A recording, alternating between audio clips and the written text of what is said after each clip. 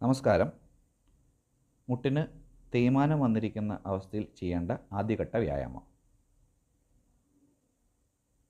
ഒരു ഡോക്ടറുടെ അഡ്വൈസോട് കൂടി മാത്രം ഈ എക്സസൈസുകൾ ചെയ്യുക.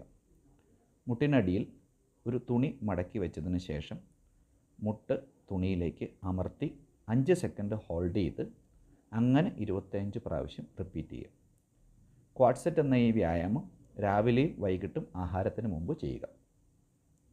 മുട്ടിന് മുകളിലുള്ള പേശികൾ നല്ല ടൈറ്റ് ആവുന്ന രീതിയിൽ മുട്ട് തുണിയിലേക്ക് അമർത്തുക. തുണിയുടെ വലിപ്പം നമ്മുടെ ഒരു കൈ ചുരുട്ടി വെച്ചാൽ ആ മുഷ്ടിയുടെ വലിപ്പത്തിൽ ഒരു ടവലെടുത്ത് റോൾ ചെയ്ത് വയ്ക്കുക.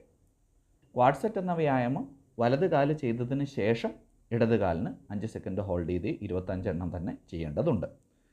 ഇതിൽ പ്രധാനമായും ഓർക്കേണ്ട കാര്യം, ഈ പറഞ്ഞിരിക്കുന്ന 5 സെക്കൻഡ് ഹോൾഡ് ചെയ്ത് 25 എണ്ണം എന്നുള്ളത് അങ്ങനെ തന്നെയാണ് ചെയ്യേണ്ടത്. അല്ലാതെ 60 സെക്കൻഡ് ഹോൾഡ് ചെയ്ത് 2 എണ്ണം ചെയ്യുന്നത് കൊണ്ട് ഉദ്ദേശിച്ച പ്രയോജനം കിട്ടുകയില്ല.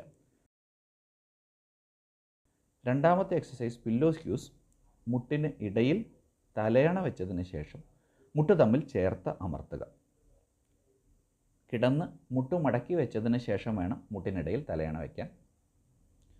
5 സെക്കൻഡ് ഹോൾഡ് ചെയ്ത് 10 വട്ടമാണ് ഈ എക്സസൈസ് ചെയ്യേണ്ടത്. ഇത് 2 കാലിനും കൂടി ഒരുമിച്ചുള്ള വ്യായാമം ആയതുകൊണ്ട് ഒരു പ്രാവശ്യം 5 സെക്കൻഡ് ഹോൾഡ് ചെയ്ത് 10 വട്ടം ചെയ്ത് കാലത്തും വൈകിട്ടും ആഹാരത്തിന് മുമ്പ് ചെയ്യുക.